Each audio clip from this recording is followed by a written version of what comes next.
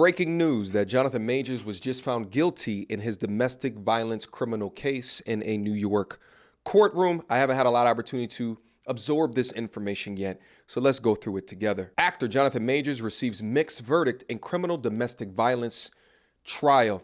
This picture was of him today, December 18th. Actor Johnathan Majors, once a promising and fast-rising Hollywood star, was found guilty on 2 out of the 4 charges in a domestic violence criminal case in New York on Monday afternoon.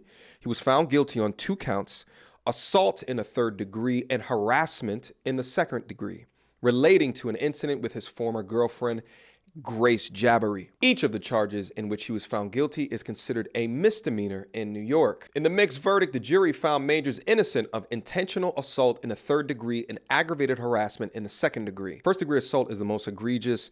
You use a weapon to cause intense bodily harm. 2nd degree assault, you may use a force multiplier such as a bat, but you don't cause intense bodily harm. Both of these versions of assaults are felonies, with the 3rd degree being a misdemeanor because there was not a force multiplier and you didn't cause grave bodily injury. The encounter between Majors and Jabbery took place in Manhattan on March 25th. Prosecutors accused the 34-year-old Majors of attacking her in the back of her car and then picking her up and pushing her back into the car when she tried to follow him out of the vehicle at the downtown intersection. The two had argued in the car after Jabbery saw a text Majors had received from another woman.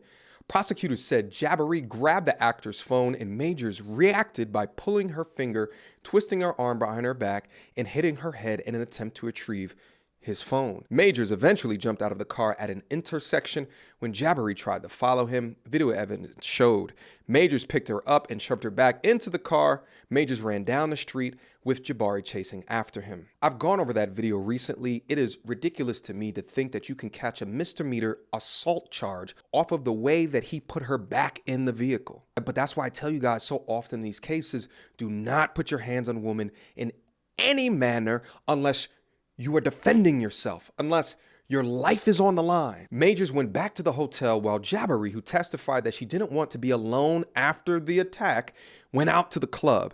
When Majors returned to his apartment some hours later, he allegedly found her unconscious and called 911 to report that he thought she may have tried to self-delete.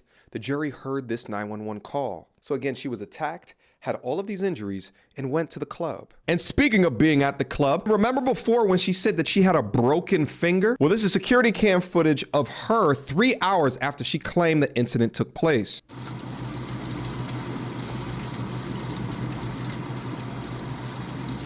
That's her right there.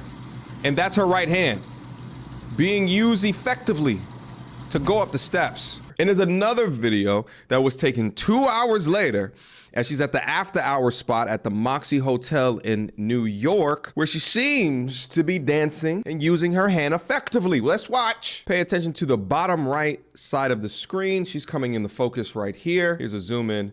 Now watch. She gets twirled around using that right hand. You can see her right there in plain view. Wow, she looks fine, huh? If you broke your hand, you would not be holding your phone. It was $13 if I'm ever homeless in like 5 years. You owe me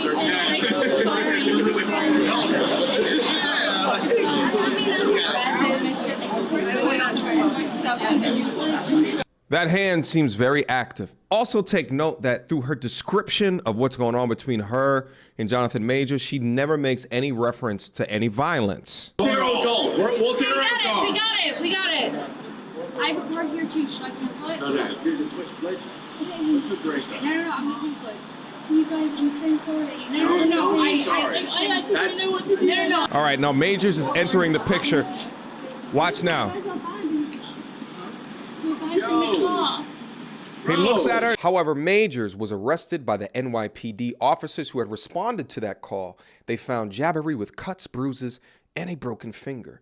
Jabbery was cleared of mental health concerns after a relatively brief 3-hour examination. Majors was originally charged with assault in the 3rd degree with intent to cause physical injury, assault in the 3rd degree recklessly causing physical injury, aggravated harassment in the 2nd degree, and harassment in the 2nd degree. After his arrest, Majors also accused Jabbery of assaulting him, but the Manhattan District Attorney's Office did not pursue those charges against her. Remember that while she provided pictures of a lacerated ear and claimed, allegedly, that he broke her finger, Majors also provided evidence back of deep cuts on his body. And for whatever reason, that side of the case gets thrown out. Hope y'all are paying attention. During the trial, the jury saw and heard evidence that the March 2022 incident was not the first time Majors may have hurt Jabari. In a series of text messages between Jabari and Majors from September 2022, the couple discussed a prior conflict in which Jabari suffered head injuries. Majors threatened to self-delete, writing, "I'm a monster, a horrible man, not capable of love." The jurors also heard an audio recording of a separate argument that the two had the same month, in which Majors told Jabari that she needed to act more like Coretta Scott King and Michelle Obama. "I'm a great man," he said on tape. The self-deletion portion of this is absolutely insane, but I wonder if it is directly related to when she previously suffered head injuries. But we talked through the recorded conversation that Majors had referencing her being supportive in a relationship like a Coretta Scott King and like a Michelle Obama. I praised those comments and I found absolutely nothing wrong with the things that he said. I can only imagine how a prosecutor in a hashtag Believe All Women society would twist that narrative. Majors had been a rising star in Hollywood until his arrest. His first noteworthy role was in the 2019 independent film The Last Black Man in San Francisco. The following year, he appeared on the HBO series Lovecraft Country. Then came a string of larger films just weeks before his arrest. Shout out to Creed 3. And he was introduced as a villain in the Marvel Cinematic Universe, Kang the Conqueror, via Ant-Man and the Wasp, Quantumania. And he appeared in season 2 of the Disney show Loki. A Kang-centered movie is planned for the release in possibly 2026. Now, Disney and Marvel have not yet officially changed their Kang plans. Major has sustained substantial public image damage already, and it remains to be seen whether the pop culture family-friendly behemoth, Disney and Marvel, will be able to put Majors forward as the Marvel Cinematic Universe next big star. The judge in the case, New York Criminal Court Judge Michael Gaffey, has barred Majors from having any contact with Jabari. Majors' sentencing date has been set for February 6th. What I find so interesting within this story is that there's no talk of the account from the Uber driver. There's no talk of her follow-up texts after she went to the club, apologizing for the entire situation. And here are the alleged text messages that she sent to Johnathan Majors after he was arrested. "Please let me know you're okay when you get this. They assured me that you won't be charged. They said they had to arrest you as protocol when they saw the injuries on me and they knew we had a fight. I'm so angry that they did. And I'm sorry that you're in this position. We'll make sure nothing happens about this. I told them it was my fault for trying to grab your phone. I only just got out the hospital. Just call me when you're out. I love you." Then she follows up about 3 hours later. "They just called me again to check on me and I reiterated how this was not an attack and they do not have my blessing on any of the charges being placed.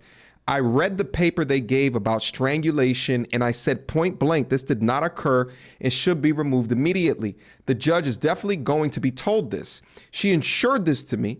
I know you have the best team and there's nothing to worry about. I just want you to know that I'm doing all that I can on my end. I also said to tell the judge to know that the origin of the call was to do with me collapsing and passing out and your worry as my partner due to our communication prior.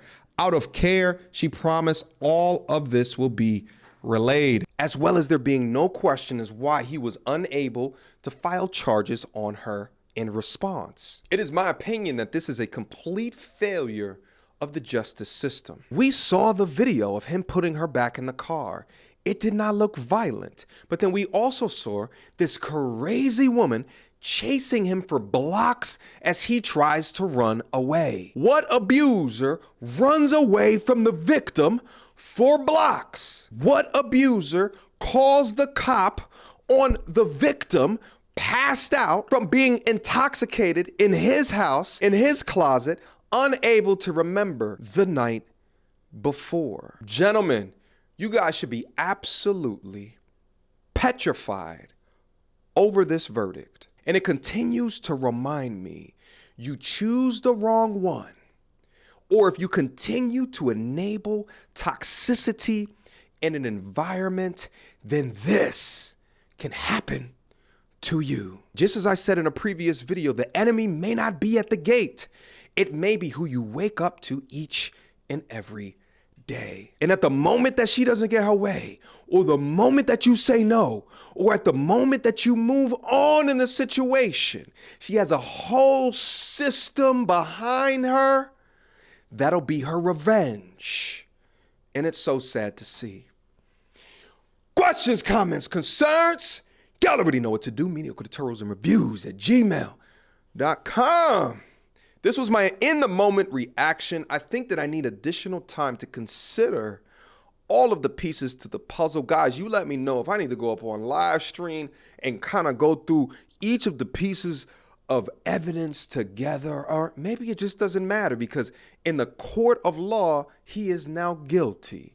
But if women are not down into my comment section questioning all of the Amber Heard type bullshit that we heard about in this case, then I know that this shit is forever lost. He should have been innocent until proven guilty, and it seems as though the court of public opinion already had his trial for him, and it's so sad to see.